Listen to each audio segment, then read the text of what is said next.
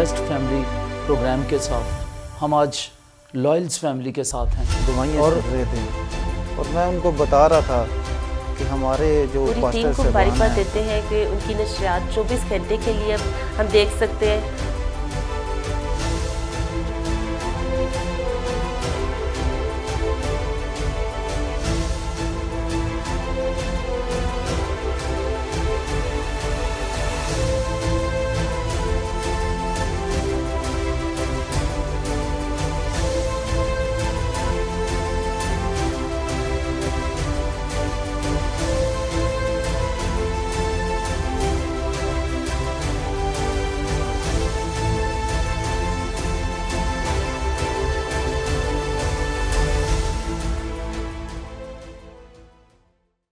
Praise the Lord. खुदावंद यीशु मसीह के कादर जलाली बाबरकत नाम में आप सबों की सलामती हो।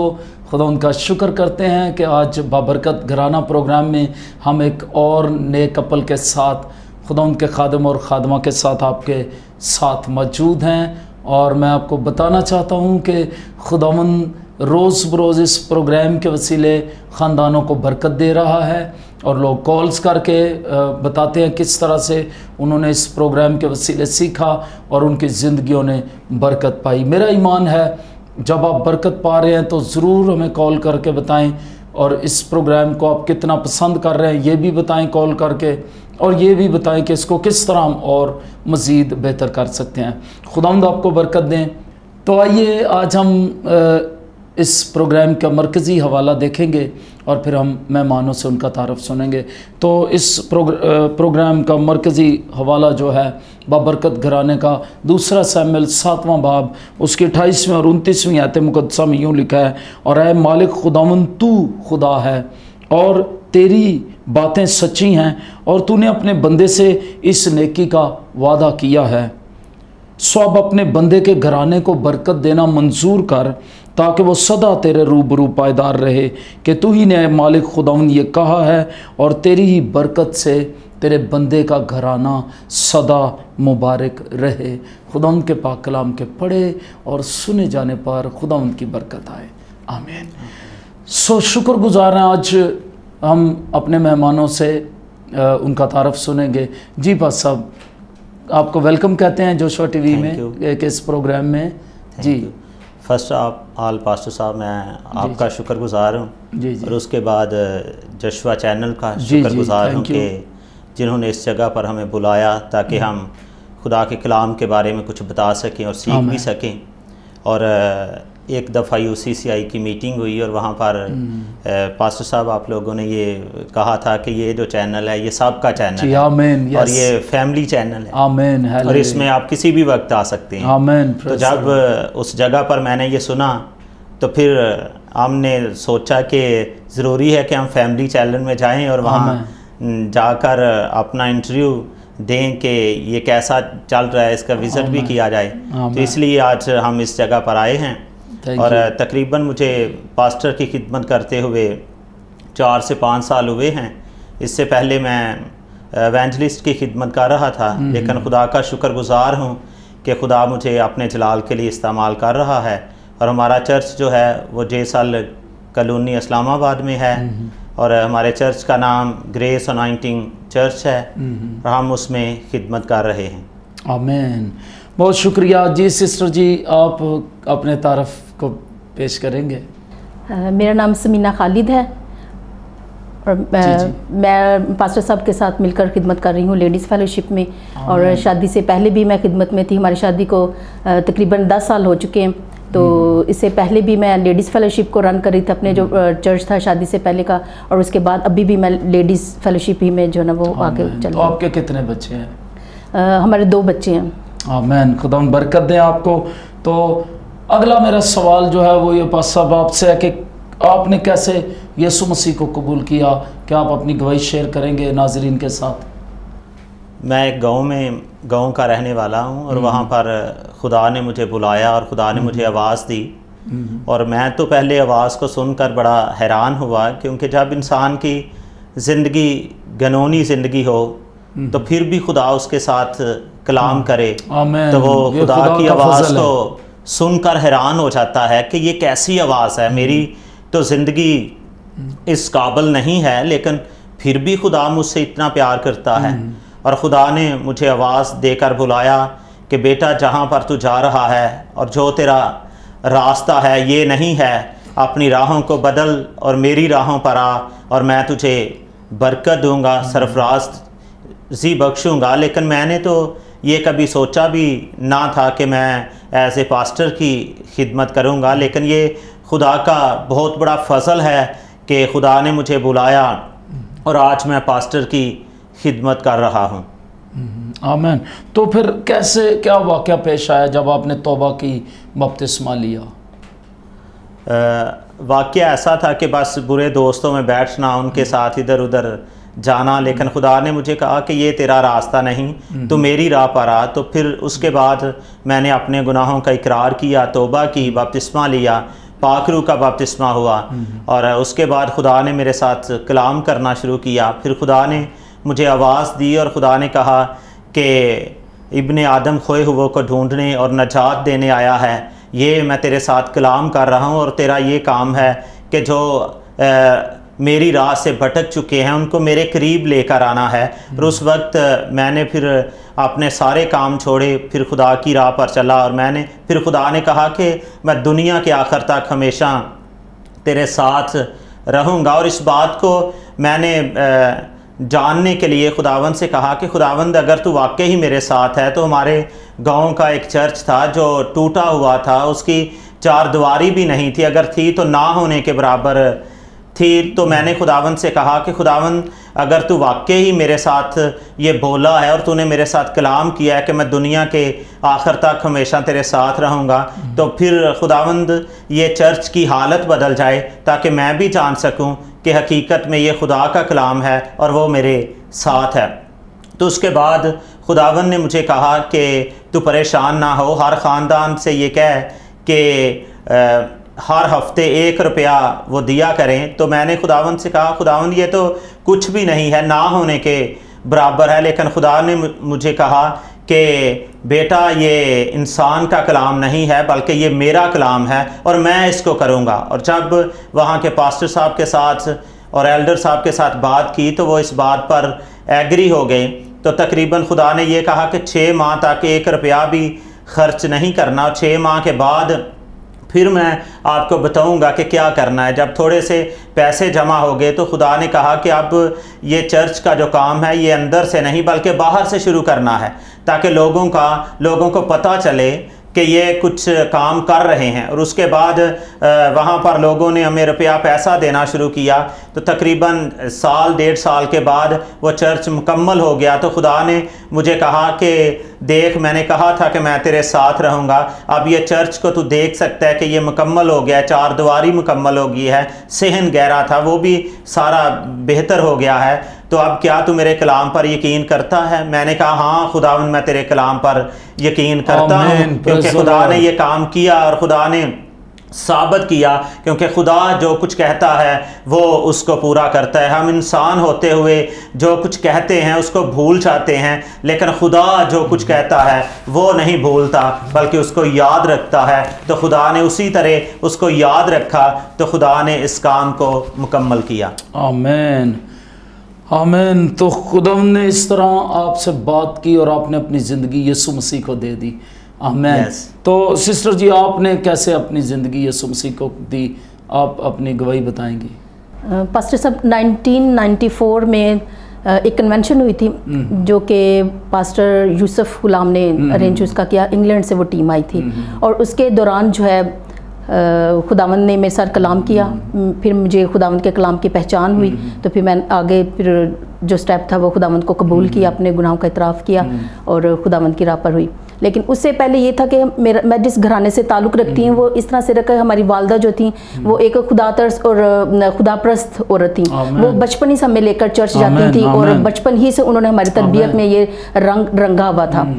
खुदावंद यीशु मसीह की मोहब्बत के बारे में बताया था, खुदावंद का खौफ दिल में था। लेकिन इस कन्वेंशन के वसीला से मेरी ज़िंदगी तब्दील हुई और इस्लामाबाद पेंटिकोस्टल चर्च में फिर मैं जब बाकायदा जाना शुरू हुई और उसमें ये खुदावंद का कलाम अमाल की किताब 2 बाब और उसकी आयत में लिखा है कि 4 कानून जब हम पूरे करते हैं तो खुदावन हमें बरकत पर बरकत देता है। 42 वर्स में जो लिखा हुआ है, तो रिफाकत है उसमें। मैंने जब रिफाकत रखी इस्लामाबाद पेंटिकॉस्टल चर्च के साथ, तो उस रिफाकत के दौरान मेरी ज़िंदगी में खुदावन ने रोज़ बरोज़ काम करना शुरू किया, और वही काम जो है वो मेरी ज़िंदगी में आज इस कदर हुआ है कि खुदावन के खादिम के साथ शादी हुई, फिर खुदावन की खिदमत में खुदावन ने मुझे आगे और जो है ना वो बढ़ाया है। आमीन आमीन। बड़ी खुशी हुई आपकी गवाही सुन करके, आपने किस तरह खुदावंद यीशु मसीह को समझा जाना। तो पास साहब, मेरा सवाल है आपसे कि एक घराने को कैसे बाबरकत बनाया जा सकता है, और आप एक शौहर होते हुए, अभी सिर्फ एक शौहर होते हुए, फिर एक बाप होते हुए भी आप बताएंगे, तो एक शौहर होते हुए आप क्या समझते हैं, क्या पैगाम देंगे व्यूवर्स को, देखने वालों को, अपने भाइयों को जो शौहर हैं, कि एक शौहर होते हुए उनकी क्या जिम्मेदारी है, फ़राइज़ क्या है कि वो अपने घराने को कैसे बाबरकत बना सकते हैं? मैं देखने वालों को, जो मुझे स्क्रीन पर देख रहे हैं, उनको ये मैसेज देना चाहता हूँ कि हम अक्सर अपनी बीवी को टाइम नहीं देते, लेकिन और कामों के लिए हमारे पास बहुत टाइम होता है। लेकिन अगर हम अपनी बीवी को उस तरह से टाइम नहीं देंगे तो फिर हम एक बाबरकत घराना भी नहीं पाएंगे। अक्सर मैं पास्टर लोगों को भी देखता हूं कि हम विज़िट पर बड़ा ज़ोर देते हैं, लेकिन अपनी बीवी को कुछ भी टाइम नहीं देते। तो अगर हम अपनी बीवी को टाइम नहीं देंगे तो वो अच्छा और बाबरकत घराना कैसे मुकम्मल हो सकता है। तो मेरी ये रिक्वेस्ट भी है और मैसेज भी है कि ज़रूरत है कि अपनी बीवी को जो टाइम हमें देना चाहिए वो उसको टाइम दें, हम इधर उधर टाइम ना दें। उसके बाद हमारे बच्चे भी जब ये सारा कुछ देखेंगे तो वो भी इस बात को देखेंगे और बेहतर से बेहतर होते जाएंगे। तो आप क्या समझते हैं पास साहब, अभी आपने टाइम की बात की, तो ये बड़ी अच्छी बात है। कम्युनिकेशन होना चाहिए। जब हम वक्त देंगे तो हम एक दूसरे के साथ गुफ्तगू करेंगे और एक दूसरे को समझेंगे, और कुछ बातें जो हम आपस में कर सकेंगे, फ़ैसले कर सकेंगे।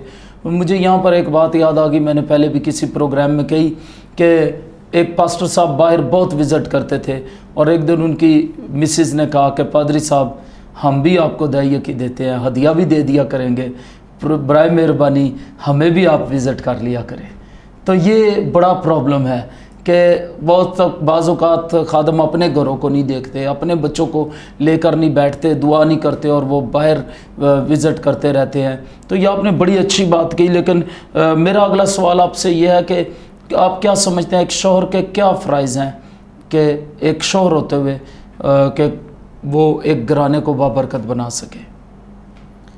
शौहर के लिए ये ज़रूरी है कि वो ख़ुद भी दुआ करने वाला हो और अपनी बीवी को भी साथ लेकर दुआ करे, और जब उनके बच्चे उन दोनों को दुआ करते हुए देखेंगे तो बच्चे भी वैसा ही करना शुरू करेंगे। तो अगर शौहर और बीवी आपस में इधर उधर की बातों में लगे रहेंगे तो जब बच्चे वो सुनेंगे और देखेंगे तो बच्चों भी वैसी ही बात करना शुरू करेंगे। फिर बाद में हम ये सोचते और देखते हैं कि हमारे बच्चों ने ये बातें कहाँ से सीखी हैं, और वो माँ बाप से ही सीखते हैं, लेकिन माँ बाप को इस बात की खबर नहीं होती कि हम क्या कर रहे हैं और हमें क्या करने की ज़रूरत है। लेकिन ज़रूरत इस बात की है कि हम एक दूसरे के साथ मोहब्बत करेंगे तो हमारे बच्चे भी मोहब्बत करेंगे। और हम बाबरकत घराना अगर देखना चाहते हैं तो हमें बाइबल की स्टडी करनी है, बाइबल को पढ़ना है, और दुआ में यानी खुदा की हसूरी में ज़्यादा वक्त गुजारना है। बहुत अच्छा। सिस्टर जी, आप क्या कहेंगी एक औरत होते हुए, एक बीवी होते हुए, पहले आप बात करेंगे, तो आप क्या अपनी बहनों को पैगाम देंगी कि एक औरत के क्या फ़राइज़ हैं कि वो अपने घराने को बाबरकत कैसे बना सकती है? पास्टर साहब, इसमें यह है कि सबसे अव्वल जो बात है वो मोहब्बत है। आमीन। क्योंकि खुदा मोहब्बत है। जब मोहब्बत होती है तो हमारे अंदर खुदा होता है, और वो खुदा खुद ही हमें लीड करता है, हमें बताता है, हमें गाइड करता है कि हमने किस तरह से हर मसाइल को जो है ना वो सुलझाना है, जी जी, कैसे उलझनों में से निकलना है। तो मोहब्बत ही है जो हमें बर्दाश्त, सब्र और हलीमी जो सिखाती है। मोहब्बत के बगैर हम कुछ भी नहीं कर सकेंगे। तो एक औरत को, एक बीवी को क्या करना चाहिए ताकि उसका घराना बाबरकत हो जाए? उसके लिए ये है कि अपने खामद के साथ वफादार रहे, आमीन, और वफादारी के साथ उसका साथ दे। जी जी। हालात जैसे भी हों, माली तौर पर, जिस्मानी तौर पर, रूहानी तौर पर शोहर बच्चे जैसे भी हों, लेकिन वो अगर वफादार है तो वफादारी का नतीजा ये होगा कि घर में तब्दीली आएगी और वही तब्दीली जो हमें आगे लेकर जाएगी। आमीन, प्रेज़ द लॉर्ड। बड़ी खूबसूरत बात कही। एक और सवाल है जो हम अक्सर सुनने में आता है और लोग कॉल्स करके भी पूछते हैं और कहते हैं इस पर बात करें, क्योंकि बहुत सारे घराने जो हैं वो टूट फूट का शिकार हैं और बहुत से घरानों में तो यहाँ तक मियाँ बीवी के दरमियान अलहदगी और तलाक तक बात पहुँच जाती है। तो आप क्या कहेंगे इस मामले में, इसकी वजह क्या है और इसका हल क्या है? दोनों बातें बताएं।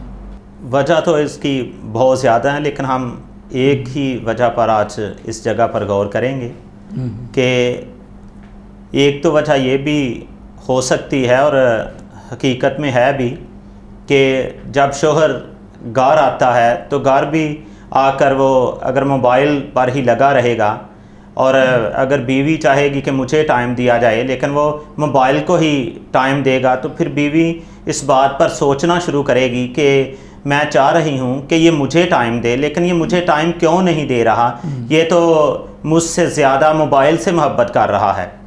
मोबाइल में कौन सी ऐसी चीज़ है जिससे ये मुझसे ज़्यादा मोहब्बत करता है? मैं तो सब कुछ छोड़कर इसके लिए आई हूँ, लेकिन इसने मोबाइल को ही ज़्यादा पकड़ लिया है। और फिर बहुत से ऐसे बीवी के दिल में भी ऐसे ख्यालात, ऐसे तसव्वुरात आना शुरू हो जाएंगे कि ये अगर मोबाइल के साथ ही रहता है तो आखिर इसकी क्या वजह है।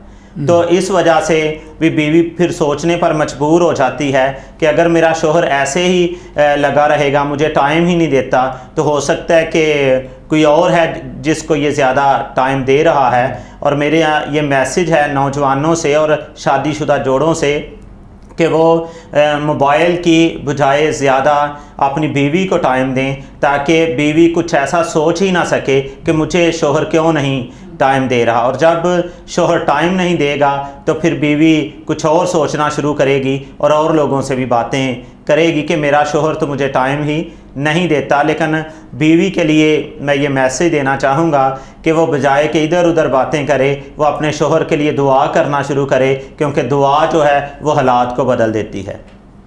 आमीन, प्रेज़ द लॉर्ड। अब जब हमारी बहन भी खिदमत में हैं, बहनों के साथ हैं, तो अक्सर आपसे भी बहनें कोई सवाल करती होंगी, तो सबसे बड़ी प्रॉब्लम वो क्या बताती हैं? घर में जो ना ज़्यादा बातचीत होती है वो यही है कि शोहरों के और बीवियों के आपस में नाइतफाकी नज़र आती है। और नाइतफाकी जो है वो इसीलिए कि मर्द की सोच कुछ और है, खातून की कुछ हो रहा है। क्योंकि जब हम कलाम को पढ़ते हैं, कलाम की ज़्यादा से ज़्यादा स्टडी करते हैं, तो हमारी सोच, हमारा ध्यान, सारा का सारा हमारी तवज्जो कलाम पर रहती है। फिर दोनों साइड्स जो है ना वो कलाम की तरफ सोचते हैं, एक हो जाते हैं, खुदा की एक हो जाते हैं। तो जब जितना ज़्यादा कलाम पढ़ेंगे, हम लोग ज़्यादा कलाम में डूब जाएंगे, तो उतनी हम दोनों की सोच जो है ना सेम हो जाएगी, तो फिर सेम ज़िंदगी बसर होगी। तो बहनें जो हैं वो, जब आप बहनों के दरमियान खिदमत करती है, तो वो शादीशुदा जोड़े जो हैं वो, बहनें जो हैं वो ज़्यादा ये कंप्लेन करती हैं कि उनके दरमियान ना इत्तेफाकी है, यानी शोहर और बीवी के दरमियान इत्तेफाक नहीं है, एक राय नहीं है। तो आप क्या समझती हैं इसकी बड़ी वजह क्या है?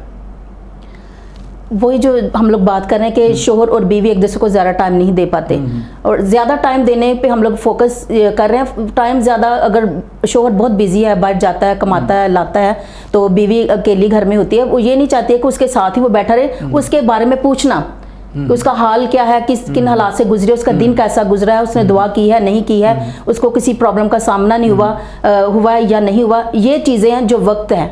और अगर इन चीज़ों पे ज़्यादा डिस्कस कर लेता है, अगर शोहर बीवी के साथ और बीवी शोहर के साथ भी कैसा दिन आपका बाहर गुजरा है, तो ये चीज़ें हैं वक्त देने के। जब वक्त देते हैं तो सारे मसाइल जो वो हल हो जाते हैं। Very good.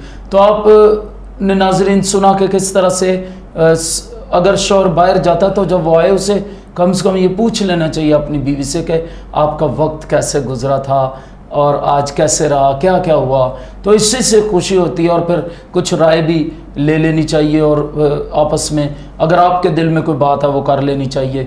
और जैसे पास साहब ने कहा, बहुत सारे आज नए जोड़े, पहले तो वो लव मैरिज होती है, फिर बाद में वो तलाक तक बात आ जाती है, इसलिए कि वो एक दूसरे को वक्त नहीं देते या सिंसियर नहीं होते एक दूसरे के साथ। तो मेरी दरख्वास्त है कि एक दूसरे के साथ सिंसियर हों। अभी सिस्टर ने ये बताया कि हमें कलाम पर दोनों को तवज्जो देनी चाहिए और यकराय होना चाहिए, ये नातफाकी नहीं होनी चाहिए, ना ख्यालात में ना और बातों में। जब आप खुदा के साथ मुतफिक हो जाएंगे तो ये घराने कभी नहीं टूटेंगे, कभी तलाक तक नौबत नहीं आएगी। तो ब्रदर जी, आप क्या कहेंगे ख़ानदानों के मतलब, एक बाप होते हुए बच्चों की परवरिश किस तरह करनी चाहिए, आप क्या पैगाम देंगे? मैं बच्चों के बारे में ये मैसेज देना चाहूँगा कि अगर हम बच्चों को अच्छा और बेहतर देखना चाहते हैं तो फिर हमें बच्चों पर नज़र रखनी है कि वो कहाँ पर जाते हैं, कहाँ से आ रहे हैं, उनके दोस्त कैसे हैं, उनका कैसे दोस्तों के साथ बैठना और उठना है। तो अगर हम उन पर नज़र नहीं करेंगे तो हमारे बच्चे जो हैं वो बिगड़ते जाएंगे। और अक्सर ऐसा भी देखने में आया है और है भी कि माँ बाप जो हैं वो सुबह निकलते हैं और शाम तक वो जॉब करते रहते हैं और बच्चों को किसी के सहारे पर छोड़कर चले जाते हैं, और बच्चे जो हैं वो फिर रोते रहते हैं, चीखते रहते हैं। और जब वो बड़े होते हैं और उनको पता चलता है कि हमारे माँ बाप ने हमारे साथ ऐसा किया था, तो वो भी फिर सोचना शुरू कर देते हैं। तो जब वो बड़े होते हैं और माँ बाप ओल्ड हो जाते हैं तो वो भी सुबह जाते हैं और शाम तक वो जॉब में रहते हैं। तो माँ बाप कहते हैं कि अब तो हमें बच्चों ने छोड़ दिया है, वो तो हमें पूछते ही नहीं। और एक वक्त था माँ बाप भी बच्चों को छोड़कर चले जाते थे, उन्होंने भी उस तरह से टाइम नहीं दिया जिस तरह से बच्चों को टाइम देना चाहिए था। तो जब बच्चों की बारी आई है तो वो भी उसी तरह से कर रहे हैं। अगर हम बच्चों की अच्छी देखभाल करेंगे, उनको भी वक्त देंगे, तो फिर वो भी हमें वक्त देंगे। तो अगर हम उनको भी किसी के सहारे पर छोड़ जाएंगे तो फिर बाद में वो भी हमें किसी और के सहारे पर ही छोड़कर चले जाएंगे। तो बाद में हम बातें बनाएंगे, हमारे बच्चे हमें पूछते नहीं। लेकिन जब एक वक्त था हमने बच्चों को किसी पर छोड़ दिया है तो फिर बच्चे भी हमें किसी और के सहारे पर छोड़ जाएंगे। तो अगर हम बच्चों को बाइबल के बारे में नहीं सिखाएंगे तो फिर बच्चे भी वैसे ही रहेंगे जैसे कि आज के दौर में हमें दिखाई दे रहा है। एक और प्रॉब्लम जहाँ पर क्रिश्चियन कम्युनिटीज़ हैं, सिस्टर जी मैं आपसे सवाल करूँगा, वहाँ काफ़ी प्रॉब्लम्स हैं नौजवान बच्चों के मतलब, बेटियों बेटों के मतलब, तो आप क्या कहेंगे इसके मतलब? उनके मतलब यही मैं कह सकती हूँ कि उनके ऊपर फोकस करना ज़रूरी है।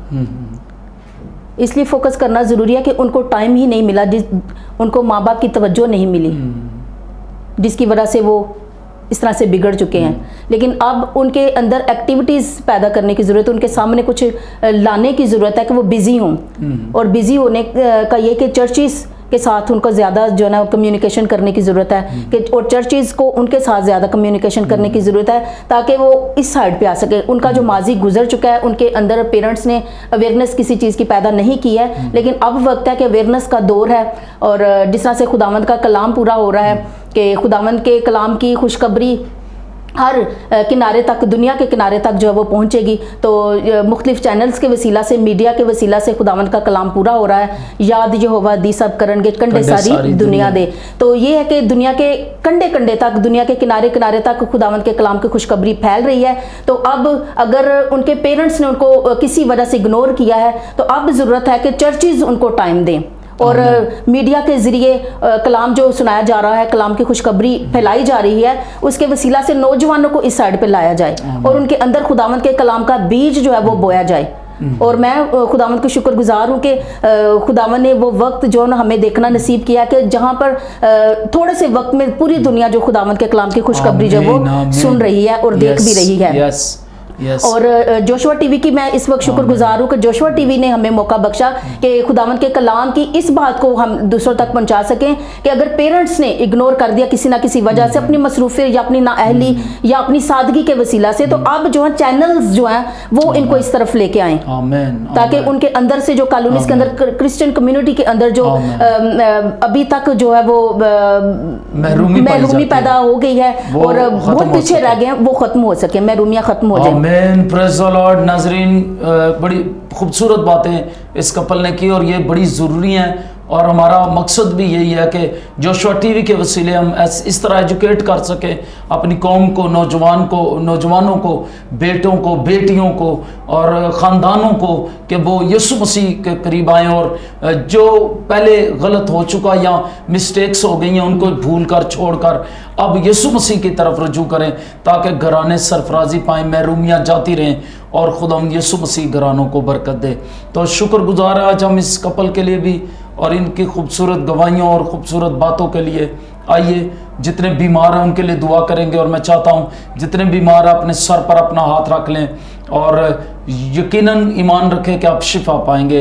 मैं आपके लिए दुआ करना चाहता हूं। आइए दुआ करते हैं। आसमानी बाप तेरा शुक्र करते हैं, तेरे नाम को जलाल देते हैं, और खुदावंद पाक कदूस रहीम मेहरबान खुदा, मैं दुआ करता हूं अबलीस का नापाक और गंदा हाथ यीशु मसीह के नाम में खानदानों और घरानों पर छूट जाए। जो वो बच्चे जो खुदावंद खानदानों और घरानों में नशा करते हैं, यीशु के नाम में वो नशे की लानत से आजाद हों। वो बच्चे जो नाफरमान हो गए हैं, यीशु मसीह के नाम में वो अपने माँ बाप के फरमाबरदार हो जाएं, और खुदावंद कुदूस खुदा सारी महरूमियां चली जाएं, खुदावंद तेरे कदमों में आ जाएं, तुझसे नई जिंदगी, नई ताजगी पाएं, नए मखलूक बने और नई जिंदगी में चलना शुरू करें। और खुदावंद खानदान और घराने जो टूट फूट का शिकार है, खुदावंद वो बरकत पाएं, बहाल हो जाएं, एक दूसरे को खुदावंद जहाँ बर्दाश्त करना है बर्दाश्त करें, जहाँ माफ़ी की ज़रूरत है माफ़ करें, माफ़ी मांगे, ताकि खुदावंद खानदान बहाल हो जाएं और तेरा नाम चलाल पाए। जो बीमार है उनके लिए दुआ करता हूँ, हर तरह की बीमारी, कमजोरी, रोग, दुख, दर्द, बीमारी, कर्ज, लानत, अभिलीसी तासीर यीशु मसीह के नाम में इनके बदनों को छोड़ दे।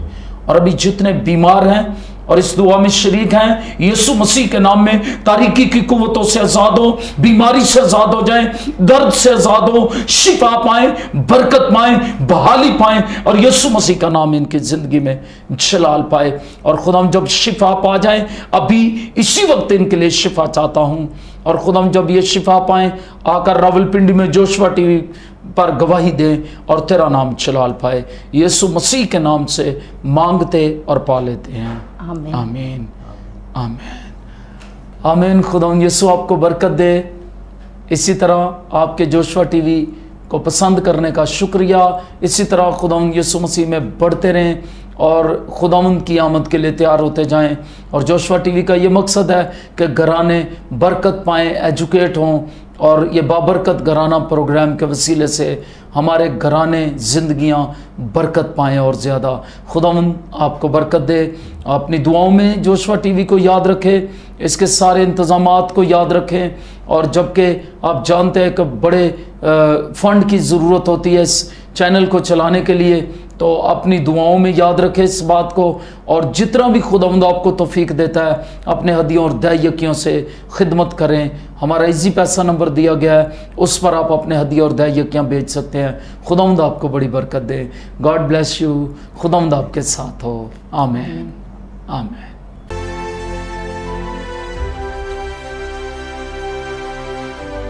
बेस्ट फैमिली प्रोग्राम के साथ हम आज लॉयल्स फैमिली के साथ हैं। दुआएं कर रहे थे और मैं उनको बता रहा था कि हमारे जो पूरी टीम को बारी बात देते हैं कि उनकी नशरियात 24 घंटे के लिए अब हम देख सकते हैं।